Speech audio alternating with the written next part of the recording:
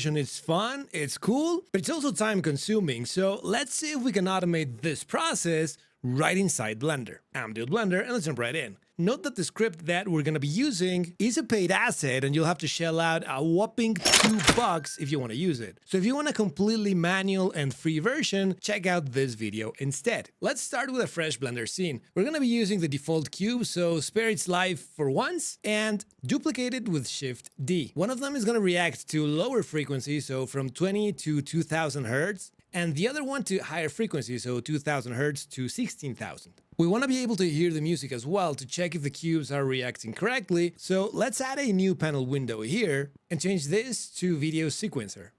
Go to Add, Sound, and from here find the audio file that you want to use. I'm going to use this one called Symphony on the Floor, so double click that. And if you hit play or spacebar, you'll be able to hear it. Note that you can actually map the audio to the cubes, even if the clip is not in the scene. Having it in the scene, though, helps us to know if this is working properly. Okay, you can zoom out here. Okay, now we'll link the audio to the cube's animation. So let's select the low frequency cube. We're going to go to the Items tab and press N if you don't see this panel. In Item, find the Z scale, right-click, and insert single keyframe. Now I'm going to make this window larger, and I'm going to change this from Timeline to Graph Editor. Now we want to be aligned to the music clip, so let's go all the way back to frame 1, and we're going to move this keyframe also to frame 1. You can zoom in just to make sure that it's actually on frame 1. Now make sure that this is selected. You can either click and drag on a square so that it gets highlighted, or you can expand these until you find Z scale and click on that. The idea is that we're going to be mapping the audio to this property, so we need to have it selected. We're going to select the same audio clip, but now we're going to change the frequency range. Let's just start at 20, and the highest frequency is going to be 2000. We'll leave these as they are for now, and now click Sound to Samples. I'm going to zoom in vertically here, and you can see that the Z scale now has this curve that has been created with the audio. So if we play this, you'll see that the cube is correctly reacting to the audio. Let's quickly do the same thing with the other cube. So scale Z, insert the single keyframe, we expand these, select it, and let's again go back to frame 1. By the way, shift and left arrow goes to frame 1. And let's also bring our keyframe to the first frame. We make sure that Z scale is selected, and channel, sound to samples, same file. Lowest frequency now is going to be 2000, and highest frequency is going to be 16,000. And sound to samples. Let's set the range of the animation to cover the whole clip. So we can go here to View, Range, and set frame range to strips. Now let's go to, say, this frame. I want to go to Front View. And now the left cube should react to the lower frequencies and the right one to the higher frequencies. So that seems to be working, and that is the main process that we would do by hand. Now, if you do this for a couple of times for 2 cubes, that's not really a problem. It takes you a few seconds. If you're gonna do this for 30 or 100 or more cubes, that becomes really old, really fast, and you don't want to spend your time doing that. Also, if you later want to change the parameters like the attack time or the threshold, you would have to do them all over again, one by one. Once those parameters are baked into the curves, there's really not much we can do, except just doing the baking all over again. Let's automate this process using a Python script instead. Alright, skip the Starbucks today and use that money to go to my Gumroad and get this file. It's a .py file for a Python script, and you can save it to a scripts folder or somewhere that it won't get lost. Now in Blender, let's go to the scripting workspace. Now if you've never been here in the scripting area, this window is a text editor, and here is where we're going to be using our script. This window here with the green letters is the console, and we're not going to use it now. And down here we have a log of some of the things that we do in Blender. So for example, if I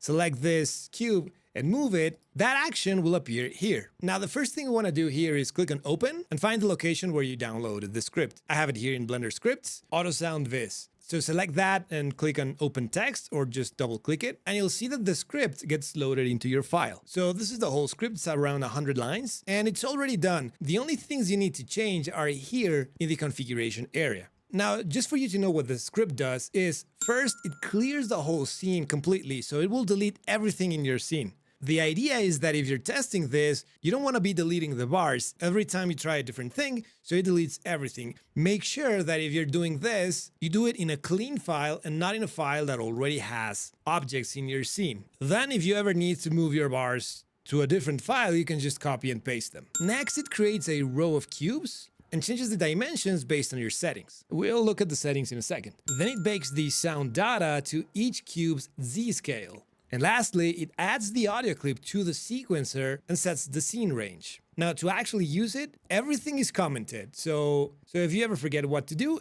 everything is written down here. So the first thing, as it says here, is make sure that there is a sequencer and a graph editor panel windows.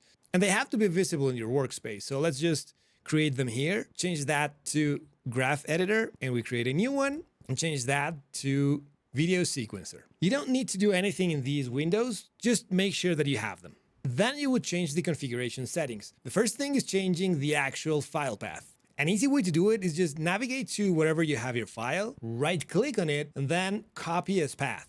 Now here in Blender, you just select this sample path, including the quotation marks, but making sure that you don't delete the R, that one's important. Then Control V, and that's all you need to do. So let's give it a test run, but first, go to Window, Toggle System Console. This is the actual console window where all of these comments are gonna be logged. These will not appear here. And if you don't have this window, there is no way to know the progress of the script. I'm just gonna rearrange this so that we can see both the Blender window and the console. I made a little change offline. I added this line so that if you're using it, you know that the baking and adding the clip will happen at the frame where you're at that moment. So if you want the clip to start at frame 1, you would need to go to frame 1 before running the script. Okay, now everything seems to be ready, so let's just give it a run by clicking on this play button, and you'll see here the progress of the operation. It will tell you which bar out of how many it's processing at that moment. Keep in mind that there is no way to stop the script. Once you've started it, you need to wait until it finishes. So I suggest that in your first runs,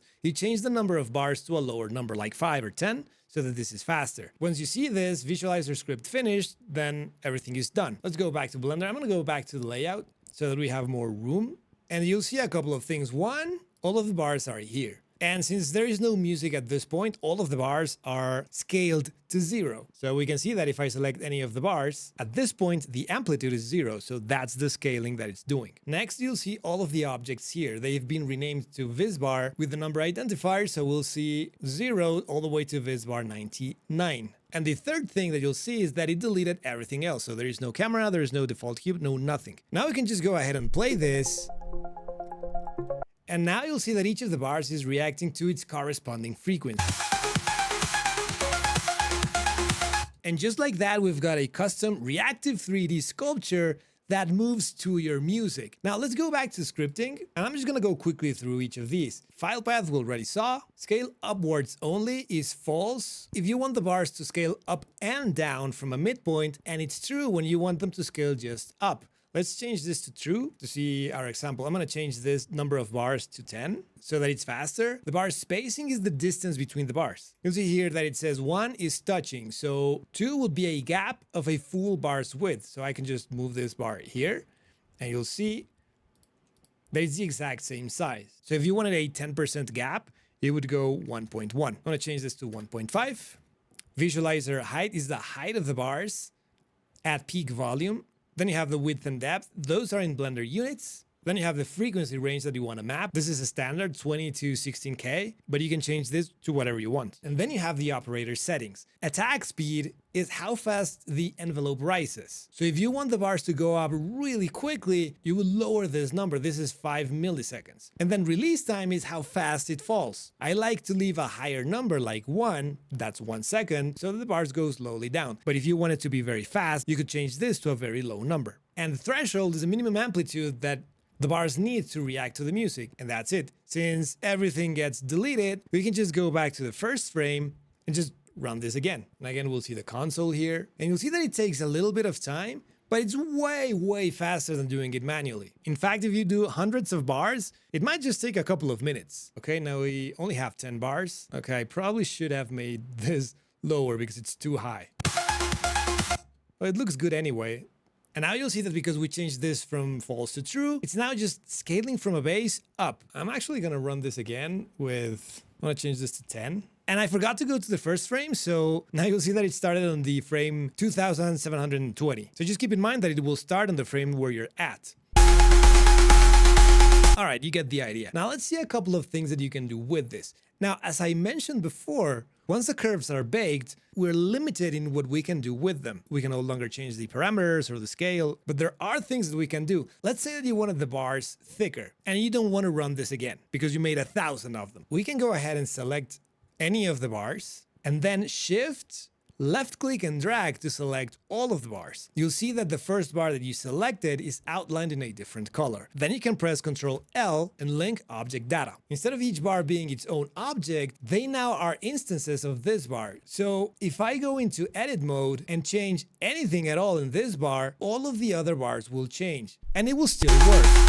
So there's still some flexibility in what you can do with the geometry. I can select this, G, to grab X to constrain to the X-axis and move it to the right so that the gap between them is smaller. The other thing that you might want to do is add a material. So we can just select any of the bars because now they're linked, go here to materials, add a new one, change the name to SoundViz Matte. And because they're linked, now you'll see that if I select any other bar, it also has the material applied. And then it's just a matter of your creativity. Let's change this to emission and change the color to something more groovy. Go to rendered view, and you can see that. Once we're happy with our animation, we can also add a camera. Now Ctrl-Alt-0 to set the position of the camera to the current view. And here we can render the scene, but let's just add a little bit of pizzazz to the shading. Okay, with this setup, I'm just gonna show you a neat trick it's kind of fun. We're just gonna paint the edges of a different color. So to do that, there's a bunch of ways. To me, the easiest one is just adding a geometry node, adding a bevel node. We're going to connect the normal to a vector math dot product. Here, this one too. I'm going to set an RGB. I'm just going to pass this color here by dragging and dropping. Duplicate this, change this to a different color. Now Shift Control, right click and drag between them to create a mix node, expand it. And now we're going to control the factor with this output. Now we connect this node to the color of the emission node, and we can change the radius of the bevel node to increase or decrease that effect. We want the effect to be stronger, so let's just go ahead and add a color ramp. Just connect it in this noodle. Then drag this one in, this one also in. And of course, we could spend hours making materials, but let's just leave it at that. If we again hit play, you'll see that it's working perfectly. And now anything we wanted to change, we just go back to our script, change any of the parameters, go to the frame where you want it to start, and run the script again. Now you've learned to animate Blender objects with music, both the old school way, manually, and the efficient way using a script. I'm Blender, happy blending.